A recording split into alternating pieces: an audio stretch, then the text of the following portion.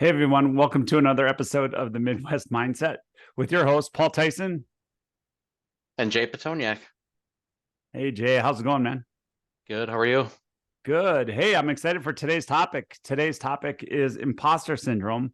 And this is something that Jay started with. So Jay, why don't you kick us off on why you Yeah, came up with this topic? Yeah. for sure. Yeah, it's just something that I've heard, about just in my reading and things like that. And it seems to be pretty common, and a lot of people seem to be affected by it or deal with it. So I just thought it'd be something interesting to talk about. And essentially, it's just where you doubt your accomplishments and you kind of have fear of being exposed as a fraud, despite you've had evidence of, success in those areas. So essentially struggling, with the sense that you've earned what you've achieved. So, and it can, that comes into personal life, professional life, education, things like that. So Yeah, just it's funny because we've done this. I think back when Brett and I first launched this podcast, I think we touched on this a little bit, but I'm really excited to share, to hear your side and hear your stories. But then also, I dug a little bit deeper into kind of some of the things that came up with some of the leaders that I read into, like some of the people I admire, some of the mentors in my life, like Simon Sinek, Mel Robbins, Rich Roll, Ryan Holiday, Tom Bilyeu, all these people, all very successful people that have had a lot of success in their life, or multimillionaires, all these different things, all at one point in their life had imposter syndrome. And so, to your point, whether it's your personal life or your professional life. Now, these examples were more in the professional life, but two people that came to mind that just do a quick Google search. They say that Albert Einstein and Maya Angelou were big imposter. They were both, had imposter syndrome and talked about it a lot in some of their writings. And it's just like, think about that. Albert Einstein, one of the geniuses of our time, and Maya Angelou, everything that she's accomplished and all the different things, but yet they still both very professional, very successful. We hold them up in high regard, had imposter syndrome at one point. So I think that's helpful just to hear that, this kind of affects everybody at certain points in their life. So everybody's had it. So tell me why you brought this up and why you were thinking about this topic. Yeah, I think, it hits home to me. I've definitely, some of the things that I see myself doing when, I identify that is, I tend to attribute like my success to like luck or external factors. Like it's almost part of it is you're not allowing yourself to give yourself credit, right, where it's due. So, Right. I'll always, if I get a compliment, I'll always kind of defer it, or if if I do have success, it's like, well, these people were big, more a part of it. I just got lucky to be on this team. Or if I had a setback, it's just like, well, yeah, I'm not good at that, right? So it's that negative connotation, right? You can't allow yourself to to be positive and to accept to accept that you did a good job on something, you're capable. Well, it's interesting because I think it goes a lot with kind of what this whole podcast is about. We talk about growing up in the Midwest and our mindset, what we have, and I think it's the stories we tell ourselves from our childhood. How were we raised? What were we told? And it goes back to our parents, their parents, and their parents before that, right? That generational kind of that Midwestern guilt, if you will. Yeah. That little bit of hey, don't get too big of a head, right? We talk about it all the time with the golf, our golf outing. We talk about like just the whole goal of the weekend is to make sure that nobody leaves with too big of an ego, that everybody's brought back down to size. And I think that's kind of the nature of that, right? We think we're imposters because we're told, don't gloat, don't be egotistical, don't, because that's not a good feeling. However, with imposter syndrome, I think there's a way to just beat yourself up if you go down that rabbit hole of I was saying that that's not me, I got lucky, like you were saying, and use some of that language. It's easy to kind of get into that to feel that way, right? To feel you can beat down your self-esteem pretty quickly, I think, if you keep doing that, have that mindset. So yeah, I think one of the things that Simon Sinek does, and this is something that he does in his presentation class, his master class that he taught, he talks about it because he was talking about how he had imposter syndrome. He's like, I had this idea of, you know, what the why is in the golden circle and that whole concept, but I would go up and talk. And, you know, he said, the first thing that came into my mind when I first started speaking was, why should they be listening to me? Like, what value am I bringing to that? And then we start. So then what do? We go internally and we start beating ourselves up. So our story turns into, I'm failing here, right? And Yep. what he suggests and what he does is actually flips it. If you could show up and lead with that service mentality, like that whole idea of, hey, I'm here to serve. So I'm here to deliver the message that, guess what? They've vetted already. They know what the message is. You know what I mean? The people that hired me to speak in front of these people vetted me. They know what I'm here to do. Yep. All I need to do is deliver that, serve that message. And then if they like it, great. If they don't, who cares? Yep. You know what I mean? I think Dana Carvey on you know, the podcast Fly on the Wall, he looks at stand up a little differently than some of the others. He says, you know, sometimes I bomb, sometimes I blow it up, I knock it out of the park. He goes, but if I'm bombing and I know I'm bombing and somebody's heckling me or anything like that, I still tell myself, hey, I've won. I'm getting paid for this either way. Yeah. and Exactly. Like, if I bomb, I've learned something and he moves on. So it is the story. And it really, I think, applies to two things, both growing up in the Midwest and telling yourself, being told that you shouldn't be, you should be humble. You shouldn't be too, self-confident. And then two, it's a shift in mindset on how you see yourself. For sure. And I totally agree with that. It's funny how like the examples you have, and even the ones I found were like surgeons they talked about, it's all these high performing people that are, that have these, are dealing with this also. So it's, it doesn't really matter who you are or what you do. It sounds like it's, even super high performers have that kind of self-doubt and that type of feeling. So that's definitely interesting. So well, let's talk a little bit more about that. So what are some of the things that, we say to ourselves when we have, this imposter syndrome, when that rears its ugly head? What are some of the things you tell yourself? Yeah, it's, I did some thinking on what examples or just some general examples. So like, we both went to St. John's University. I remember I'm a small town kid, got into this school, which, was kind of a big deal for me to get into. And I remember driving up that first day and being like, I don't belong here. I'm not like, I don't deserve to be at a school like this. Right. And so it's like, Right. So it's like, in part of that's, it's fear. It's fear like, I'm going to fail. I'm not going to fit in. I'm not the equivalent of these other people there. Right. And then, you do it, you take action, you get in there, and it's like, oh, I'm, this is where I belong. Right. And these are, these people are no different than me. And, they're no different than me. Right. Yeah. That's so interesting you say that, because we actually, we've talked about it I think on the first time you appeared on the podcast, we talked about both having that similar story, right? Started off in community college. And why did we go to community college? I don't know. We knew we couldn't get into St. John's straight out of high school because we probably weren't the best students. But we're like, oh, we'll give this a shot. So we kind of did the same thing. So we started kind of small, went to community college, and then said, let's try the St. John's thing. We both did it from different angles, me growing up in that area and knowing everything about it. But it's funny that you say that you had imposter syndrome going there, because here I am, the kid that grew up in that town, used to, ride the bus with grandpa, who was the bus driver there, and grandma who, took care of the dorms at St. Ben's. I always thought, like, we're the blue collar people on the backside. We're not the ones that actually go to school here. That's an interesting perspective. I always wondered what your thought was, because you live there, right? And so I didn't. I felt like, hey, I'm a townie. I'm a townie. I'm not a Johnny. And then slowly, after going to Fergus Falls, getting some confidence, doing the football thing and getting good grades, because I actually had to pay for my classes, getting that confidence and building that story a little bit and changing that story of, hey, I'm just a townie here to, take some classes at St. John's, to, yeah, hey, I belong here just as much as anybody else. And if I use this as a tool, it's that shift in mindset. It's really that shift from going from a fixed mindset to say that I'm just a townie. What reason do I have to go to this liberal, fancy liberal arts school?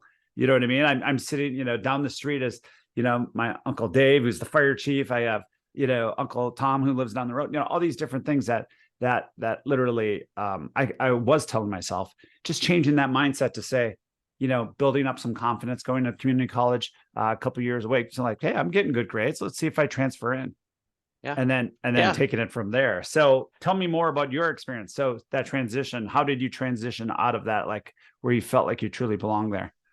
I think you just start meeting people and realize, we're growing up in a really small town. I mean, the school, the school enrollment was the size of my town, basically, I grew up in. So just getting to meet people that are, coming from different backgrounds, different cities, and talking to them, and like, we're pretty much, we're the same, right? I mean, we're different, Sure. but it's like I can have a conversation and learn from people, but they also can learn from me. And I guess you take your guard down a little bit, and you just kind of open yourself up to the opportunity, right? You can't, if you stay closed off, you're not gonna learn. So just going in with an open attitude and participating in it, and just getting more comfortable in it, and just developing strengths and realizing that this is where I should be, and this is where I belong. So and I think with that, it's I think with the growth mindset, if you don't have a growth mindset, you're going to come in there and not adjust to anything. But if you have this, or if you have a growth mindset, you're going to be like, just being positive, like I can adapt to this, or I can, I'm going to learn from this, or I'm going to grow from this type of situation too, right? And that's with anything, right? But I think with the imposter syndrome, part of it is just that growth mindset, to realize that, you're going to, these situations, or these that you come upon, that maybe you have this imposter syndrome, are your opportunities for growth. I think. I don't know what you think about that, but well, I think that's exactly it. Like I can do this versus I can't. You know what I mean? The vocabulary that we use on this dark side of our brain when we get into that fixed mindset is some of the language that we used to say, like, I'm not good enough to do this. I can't do that. Nobody in my family's ever gone to college before. That was kind of my story that I was telling myself. So it's that continuous story. Do you want to, let yourself go down that road, or are you going to decide to make a difference and make a change? And it's funny now, like even now, talking about what success looks like. If you would have asked yourself when you were driving up to St. John's to say, where you are now, like if you would have asked that guy that's driving up to St. John's to say where you are now, they're like, man, I killed it. I did it. Yeah. But yet even now today, we can beat ourselves up, right? We can get caught up in like, oh, I'm not doing that well here, you know what I mean? Or I'm having a hiccup right now with my career, that type of thing. Some of the things that we're both kind of going through. Yep, for sure. It's that story you tell yourself. And that's why I think that growth mindset is, I get that opportunity. I have the opportunity to, I see the light at the end of the tunnel, even though it might feel a little shitty right now. It's those things where we could show up in more of that growth mindset, the better we're going to show up in life. And I think that's one of the things when I think about, our kids kind of growing up, is having that resiliency, resiliency and kind of grit to get through that negative talk sometimes that can peer its ugly head. So we don't feel like imposters in whatever the situation is, whether it's school, whether it's, personal situation. Yep. And I totally agree. And part of it is, and even at their age, they can look back, you kind of zoom out at looking at what you have accomplished, right? So take a second, if you're in that, like, all right, where was I now compared to am I now compared to 5 years ago, 3 years ago, right? And look at that growth, and look, and the kind of challenges you've overcome. So kind of dealing with your internal monologue, and how that would, how that compares. And I always think of the I don't know if it's a saying or a quote, but people always say, like, would you talk to a friend the way that you talk to yourself in your inner monologue? So that's a big one for me. It's one of my favorite tools as a coach. And that's why I love coaching so much too, because you're talking about this. There's people that get stuck, in this mindset of imposter syndrome and going down this whole negative road. And I love working with people like that because I have tools, I have tricks. I mean, the gratitude tool that we talked about last week in last week's podcast, just taking some time and pausing and writing down, what did that, Jay that was driving up to St. John's, what would he say, if you could see yourself now? You'd be like, oh, he's killing it, So taking that time, showing some gratitude, that's one particular tool. But to your point is, I just lost my train of thought. So, but that's what I love about coaching is just seeing that opportunity to have people stop and use some of these tools to realize that a lot of that talk that's in their head. Oh, when you were talking about writing down what your inner monologue was, it's one of the best tools you can use when you hear somebody beating themselves up. Do me a favor, write it all on a piece of paper. Paul's, goofy, he's got a big nose, blah, blah, blah, all the different things that I always joke about my nose on this. So that's just a common theme. But, write it all on a piece of paper and then go hand that piece of paper to your daughter. Would you, and give that to her. Oh gosh, right. I would never do that. Yeah. But yet you're doing it. We to tell yourself. Ourselves that it's good right? enough. Yeah. Well, like we don't deserve that any more than they would. Right. So give me an example of maybe something that you're doing now. I mean, you mentioned St. John's, that the imposter syndrome, and you have another example that you. I mean, yeah, I think with I think employment or work comes into it quite a bit, right? And so, like I mentioned last week, I'm in a job search, and just applying for jobs or looking at different career opportunities. It's like, well, I've never done that before. There's no way like I'm looking at sales positions. It's like I've really never been in a sales position, so it's like, well, I don't, I can't do that, or I can't change at this age in my stage of my life into a totally different career, and things like that. So, or just even I can't apply for this job. I'm probably not going to get it or not qualified. Where I probably am. So it's just little even things like that where and which are things where I do thinking about this topic. I kind of did step back and be like, what, it's you should feel like with the work that I've done, or I feel like I should be able to do more, I think, than what I think I can do, if that makes sense. Right. I think a lot of people deal with that, right? I mean, I think, and I'll just give an example. I worked in recruiting for my whole career, and they say with a job description, like men will apply to a job if like they meet half of the requirements. A woman will only apply to a job on average if they meet like 100% of their criteria. And so, right. It comes down to it's how women and men probably interpret this stuff differently also. So you're so spot on. I see it in coaching each and every week with different clients. There's certain things, unless every I is dotted and T crossed as far as requirements, they're like, oh, I can't do that. And I'm like, what do you mean you can't do that? And I'd give them examples of all the different things that they've done that are very similar to that. Like even when I hear you talk about, well, I don't know, I'm a little nervous to go into sales. I've never sold before. What is recruiting? Right. That's exactly what you're doing. You're taking somebody who's looking for a job and selling them essentially to the hiring manager. You're packaging it, you're training, and you're coaching that individual on how to look good to that hiring manager to get that kind of that commission.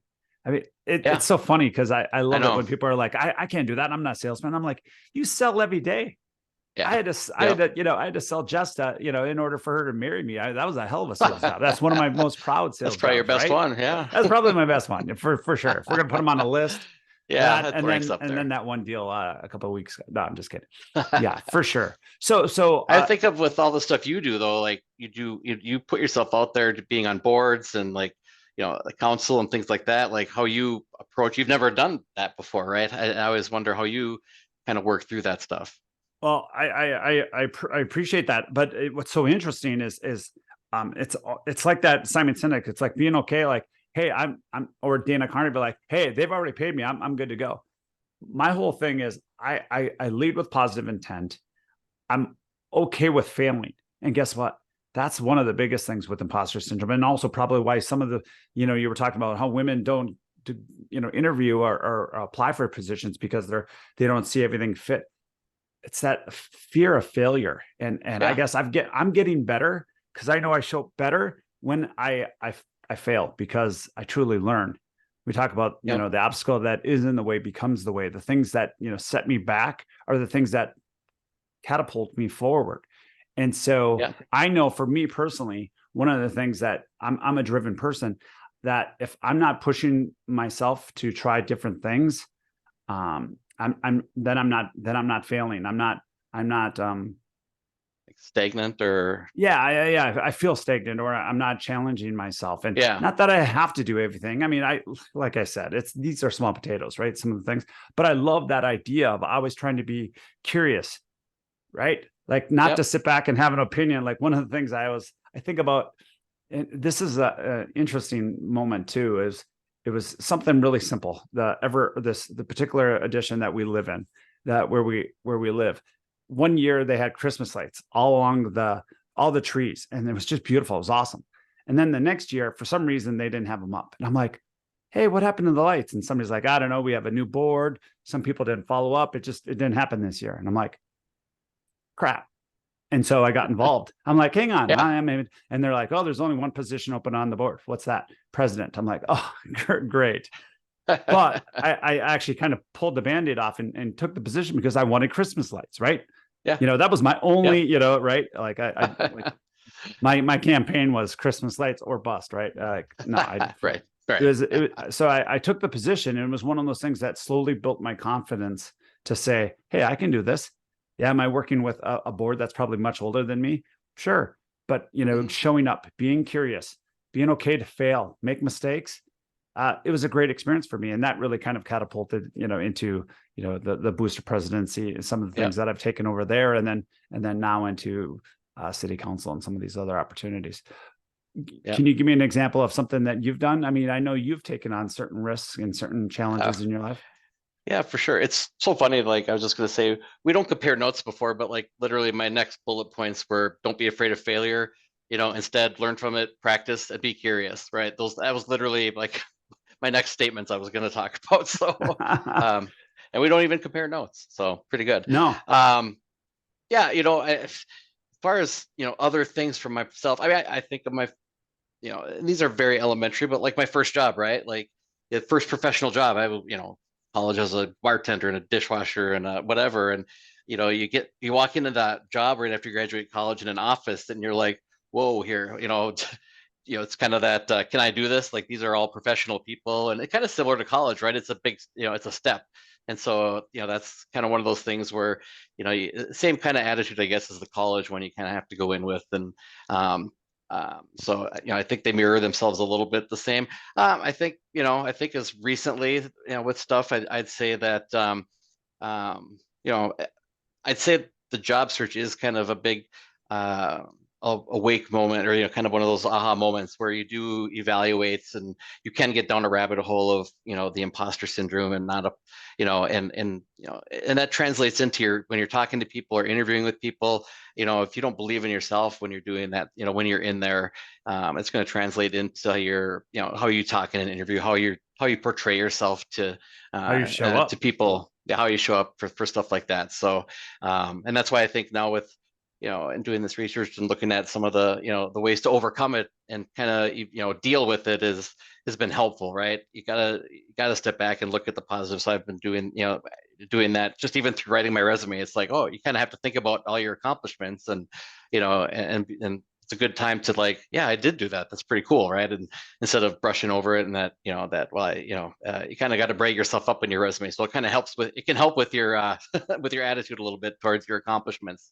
Well, it's one of the things that I was going to transition to exactly. So one of the things in my early sales career, one of the things that they asked us to do was always put together this book.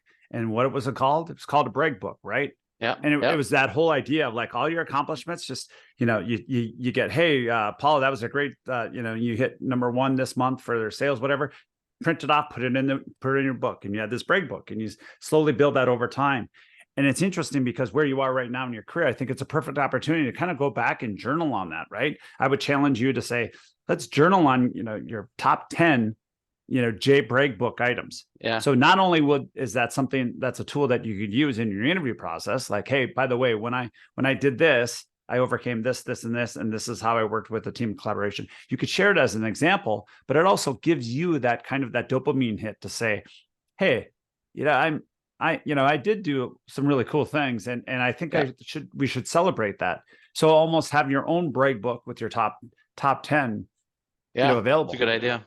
Yeah, and I think the journaling aspect you just said is a good idea because, like I said last week, I don't journal consistently, and I'm sure other people might struggle with it or not know where to start. So that might be a good idea as a starting point, is use it as your little brag book and write down the positives that you think of. It's that you could kind of think of something every day or whatever. So it could become kind of a thing to positively reflect back on as kind of a starting point. So. Well, or even as simple as taking a printer sheet off the printer and just listing, 1 through 10 on a piece of paper, set it off to the side, come back to it when you start thinking of things. and then just start filling it out, and you're all of a sudden you have a break sheet. That's I think that'd be a good activity. Yeah. Well, and then one of the things, we talk about showing up with a growth mindset specifically and trying to get out of that imposter syndrome of like, I've never done sales before, is what if I interviewed for, just tried to apply for, a recruiting position, but maybe 2 sales positions, and just go into interviews and almost like do the George Clooney thing. Like, hey, I think you need me more than I need you, and this is why. And then you're talking about the break book, you're talking about all those things, but it almost kind of challenges you a little bit. And when you talk about fear of failure, that's a way to overcome that fear, right? It's a way to action. Yeah. And it's a good way to practice it, because there's nothing hurt in the end if you don't, if you don't get the job, or you interview and it doesn't, you don't get it. It's a small failure, but it's one where you can't let that stop you from moving forward, right? So it's one where you're like, that's where you step back and, all right, what did I learn from that, and then move on to the next. So it doesn't always have to be a big huge moment for that to happen. It can be just these little things in our lives too that we step back on and kind of look at. So it's interesting. So when I was taking notes and writing down, when I hear imposter syndrome, what when are moments in my life when I have felt the same way. And my scenario that came to me right away is as I'm starting to try to become a speaker.